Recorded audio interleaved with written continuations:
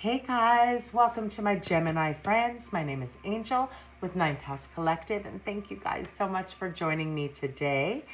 For those of you who are new, how I like to spend our time together is focusing on growth mindset.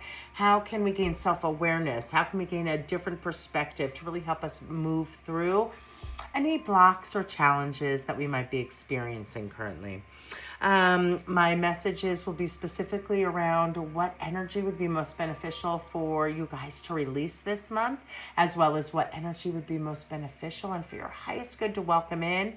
And we'll also look for some messages around inspired actions to take, or new perspectives that might need new stories, that might need some expansion to really help you push through and stay more in flow and in balance this month. All right, so for my beautiful friends, take a moment, take a deep breath in. They're general readings, but there's going to be nuggets of wisdom that present from the cards. So for my Gemini friends, allow your bodies to just kind of soften and your mind to still.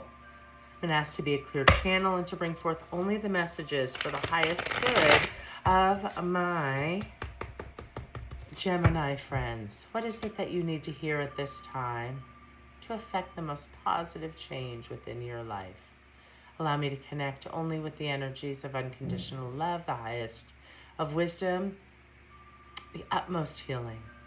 All right, Gemini friends, let's see what Spirit brings forth for you today. You have the Ace of Cups, you have the Knight of Cups, and you have the Hierophant in its inverse position. So wow, major arcana and a lot of cup energy. So let's talk first about the first card, which for me is going to be looking for messages around what is the energy that you need to release, right? So aces, I love aces, right? Because they speak to new beginnings, right?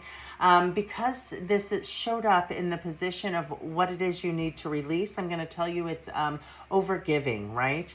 What you need to release is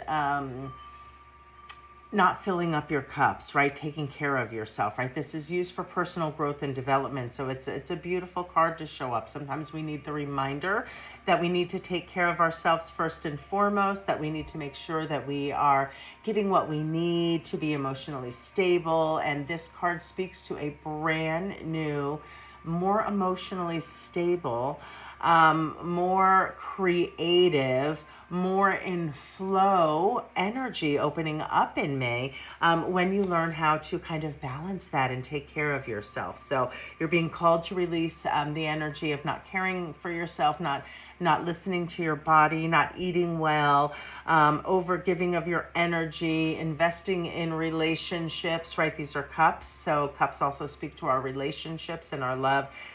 So investing in relationships that are codependent or that don't fill you up, like let go of that energy. It's time to fill your cup up, right? And then you move to the Knight of Cups, right? So this is what energy to welcome in. And plain and simple, Geminis, Knights in Tarot speak to action. So what are you being called to welcome in? Action around your cups, around your emotional stability, around your harmonious relationships, around the relationship you have with yourself, Gemini, and how you take care of yourself and honor yourself. So I love that this energy is coming in and you jump in May from just being reminded that it's okay to take care of you and to take the time to nurture you.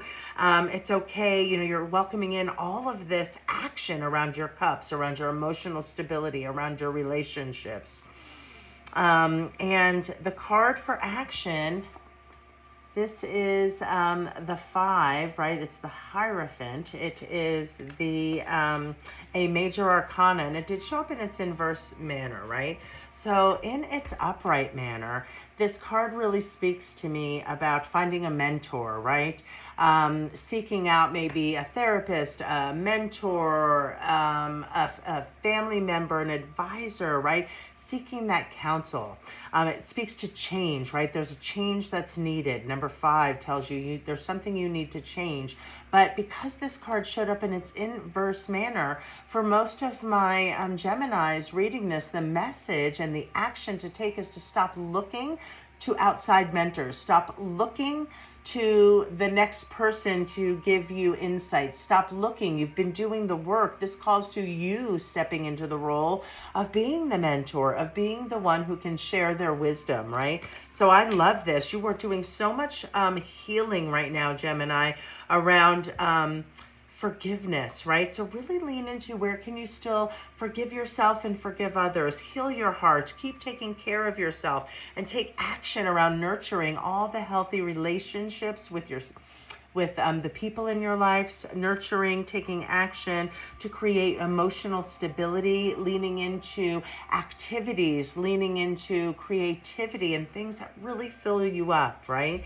This is an ace, guys, brand new path, divine inspiration. This is the spark and the energy behind a brand new phase opening up within your cup energy. Okay, remember this Hierophant showed up in its inverse manner. So your action is to stop looking for the outside validation of your worth, of how you give and receive your energy, because you have so much knowledge and it's time to change and really step into that role of sharing all the life experience that you have and all the wisdom that you have in that area. So I love that for you guys this month. To wrap up, I'm really, as we affect change, you're being asked to really kind of lean into and step into trusting yourself, right? Taking action around filling up your cup and protecting your energy, right? So there's 2 centers I'm going to throw in there for my Gemini friends to nurture this month. It's going to be your 2 bottom centers. 2 of your lower centers. Your solar plexus, which is in your tummy area, and it correlates to our self-worth, how we think, feel, and really how we, embody those feelings about how we view ourselves, right? Leans into self-confidence. It leans into gut instincts and making the right choices for ourselves, right? So that would be beautiful for you to nurture this month, as well as your sacral center. That center is all about creativity, is all about emotional stability. It's really both of those centers, the sacral blocked by guilt, and the solar plexus is usually blocked by feelings of shame and disappointment. Those are needing to be fully transmuted, mourned, released, and understood. And because you've gained so much knowledge in those areas, and when you keep your cup full, and when you take care of yourself, and when you take action towards all of that we've just spoken of, you are ready to transform into this kind of mentor and teacher and wise person who has a lot of knowledge to bestow. Okay. What is it that Moonology brings to wrap up this reading for my Gemini friends? What do we have? Okay, guys, your Moonology message is a fiery climax approaches, right?